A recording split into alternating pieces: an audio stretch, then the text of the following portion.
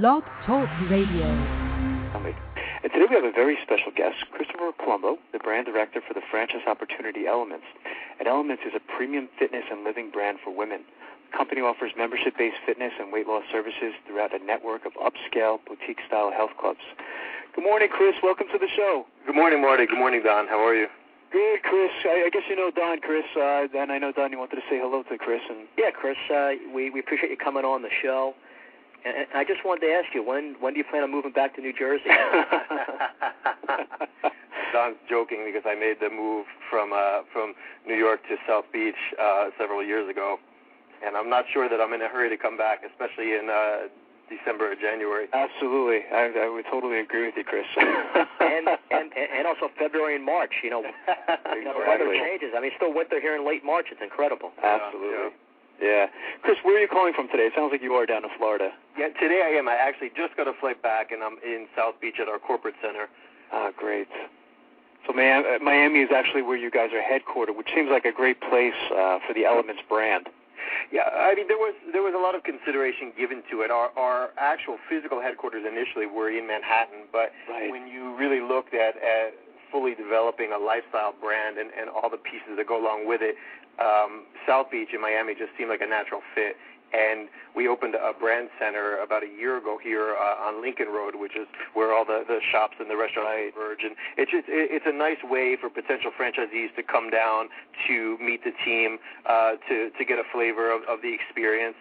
And also from us on the operational side, it's nice because so many of our fitness experts and our diet and lifestyle experts come through Miami, on a routine basis. So it's a good way for us to keep in touch with everyone. Absolutely. What were you doing before, joining Elements, Chris? I look at your resume. You have a very strong resume. Oh, thank you. Yeah, I started actually in real estate development, and my role with Elements is really that as the strategist for the company, the brand director. So I really work with Elements on the big picture, on the visioning of where we're going to go. Our position, Elements, is the only upscale fitness, diet, and lifestyle brand for women. So we obviously have the franchise club, but also have online magazine and all of the components of that. My background is in branding and really in strategy. So I started in real estate development. We were building golf course communities in the Carolinas and also in Florida. And from real estate development, we began to acquire commercial retail centers and actually got into the health club business almost quite by accident. This was about 11 years ago, and we acquired a health club that was in one of our centers that was struggling, and I wound up the owner of that club because I always had an interest and a passion in fitness and in the business, but wound up aligning ourselves with a franchise at the time, a World Gym. And so I learned from the side of a franchisee how a more structured model would work, and we took a club that was independent and we gave it a brand name, and we're able to really maximize using those systems, the sales and the performance of the club, and eventually grew it to a multiple club operation. That's fantastic. So that's how Chris, whatever you've I'm sorry, I was just going to say, Chris, seems like whatever you've done, it seems like you've been pretty successful at. I told Chris before about being in New Jersey. I know he went to a top high school here. I see you got your MBA. And having that real estate development background and then being in franchising early on just gave you so much experience to be at the stage you're at now. So it seems like you're having success on every level through life so far. Thank you. And I was just listening to the show before the break, too, and I think that I would really like to reemphasize what you said. I mean, you have to do what you love. You have to do what you're passionate about. If you have a passion for working with people or a particular field or just being creative or whatever it is that motivates you, I think that the secret to success is to start with that and then to work your hardest and give it your all, pick good people and align yourself with good people, really, make selections, whether it's you're choosing your staff or your team. You really have to work with these people day in and day out. So you really have to pick the best of the best. And if you have a good team and you believe in what you're doing, success is going to come naturally to you. I agree. It doesn't feel like work, and so... Absolutely. Can you describe the history of the organization, Chris? Well, sure. I mean, World Gym was initially when the health club industry has gone through many changes in the past, I would say 5 to 10 years, and we've really seen a convergence of trends. I think if you're looking 10 years ago, the majority of health club goers were the serious fitness person. They came in with their gym bag and their tight pants on, and they were going to go for a workout, and they would pay $49 a month for their membership.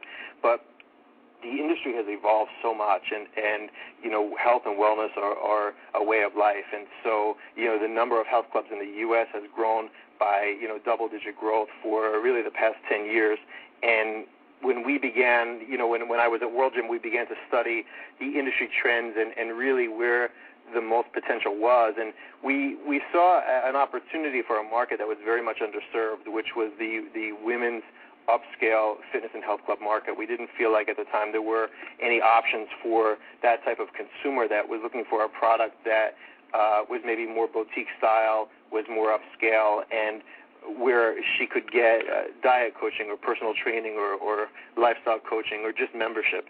So we sought out to create a brand that had a strong affinity with the consumers, and something that a woman who was in the 30 to 60-year-old range, who was a mid to upper market shopper, would really enjoy and experience that she would love.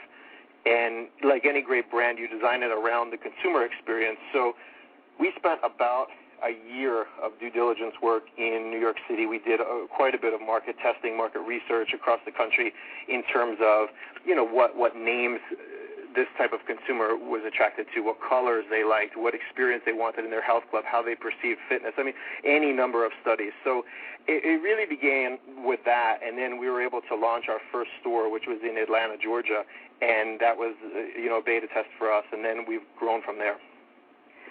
So it really seems like, Chris, you took no shortcuts in really developing the whole concept, unlike that last story we did in the first segment, Marty, talking about someone just went with their gut feeling. Right, absolutely. This is really, the opposite, Chris, where you really put a lot of time and money due diligence, into, right. and really creating the whole Elements concept.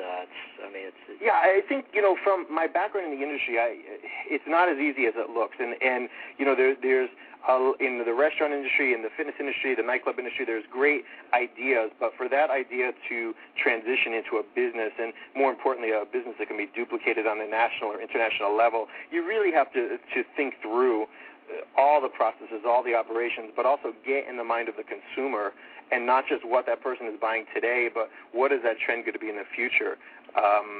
And how has it changed? I mean, if you look at how, in our industry, how fitness has changed in the last 10 or 15 years, and then we look forward on what are people going to expect out of their health club or their lifestyle center in the next 10 years, I think you have to do that. And also stay niche within whatever your industry is, like you're concentrating on women in their mid-30s and up, not just across the board, any woman. Sure. I think that is a common rookie mistake in business. Someone opens and they try to be all things to all people. I think the general idea and the fallacy is, if I can double my market if I just go for everyone, but right. if you're niche marketing and you're doing it well, your penetration rate is going to be much deeper, and your retention rate with your consumers is going to be much better. And over the long term, that's what builds a successful business is your retention rate with consumers. Yeah, that's interesting, Chris. I guess I imagine if you did throw, say you threw men into the mix, you double your market, but I guess it would also make it more complicated and more competitive for the first-time business owner. Yeah, we're offering something that's very unique, and we're offering something that no one else is, and right. For a franchisee then to go in and for that person to do co-ed, they're going to have to compete against all of these national chains and publicly held companies, and it's really a completely different level of competition. Absolutely. What was, the final decision, Chris, in actually franchising the concept? A lot of companies out there decide not to franchise, some do. What did you feel the advantages were of going that route? Well, I think that if you choose your franchise partners wisely, franchising will help you to grow the brand on obviously, you can grow a brand more quickly. You can grow a brand consistently. In our field, health clubs are generally best when the owner is a local owner-operator who's tied into community and who's tied into events. And in many, many cases, a locally owned club or a locally owned restaurant will outperform a national chain because of that, because of those community connections. So, once we really started to study that, we made the decision to go ahead and franchising on many of the key U.S. markets. Right. Talk a little bit, Chris, about just how big the industry is in general. I mean, you mentioned you used to own World Gyms, and I mean, we know there's a bunch of different fitness franchises out there. I mean, how big is the industry? Well, the fitness industry itself has right now about 80 million members, and the goal of the fitness industry is to grow to 120 million members by the year 2010. So you can see that the growth is really in the double digits on the percentage level for health club memberships. When you include what Elements does in terms of diet coaching and weight loss services, and we just announced a major online diet portal. So when you really go into those fields, I mean, you're talking about a multi-billion-dollar industry, and when you add the lifestyle services, it's really, health and beauty and lifestyle are certainly the strongest markets and strongest industries to be in. Right. It's interesting, Chris, how you mentioned, the online diet portal. It seems like you guys have, what you're doing is also like creating a sense of community. I saw some of your websites, the Elements Living TV and Elements Fitness Radio. I thought that was very clever to do that, to create that sense of community. Yeah, I think when again, it goes back to designing the initial consumer experience. If I'm a member of a health club, and especially when we look at our consumers, which are, women in the 30 to 60-year-old range, I mean, what we sell that's different at Elements is just that. We sell motivation, we sell community, we sell networking. It's joining a health club should be more than just going in and doing my workout in 30 minutes and going home. It should be about, what does this bring to me as a person? Does it bring, business networking relationships or social relationships? Does it bring friendships? And, that mind part of it is also a essential component of this membership. I mean, you're a member of a health club because you want to look better and because you want to feel better. So when you start to develop the community, get members to interact with each other, understand that, if I'm a realtor and another member is looking to sell her house, that's an opportunity for me. And, these are all important social aspects. So we try, not only on the website, but with our owners training for our franchisees, it's a 4-day training in Miami, and 2.5 out of the 4 days is spent on teaching our owners or our club directors how to build community and how to build those social networks within the club, because ultimately the social network is what's going to attract more members and retain more members. So that's how a club will grow over time without having to put quite as much money into advertising. Yeah, that's interesting, Chris. Like you said, just basically staying ahead of the curve and trying to forecast what people want. And right. That can maybe change in a couple of years from now. You might be adding something else.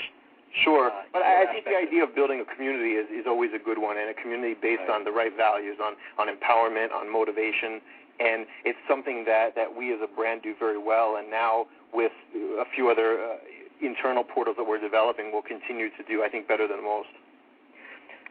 So, Chris, my mom almost turned 70 soon. If she wants to join, she can't join because she's 70? Of course she can join. Oh, okay. All right. Chris, we got to take a quick break. Are you able to stick around for another segment? Sure, I'd love to. That's fantastic. So we'll do here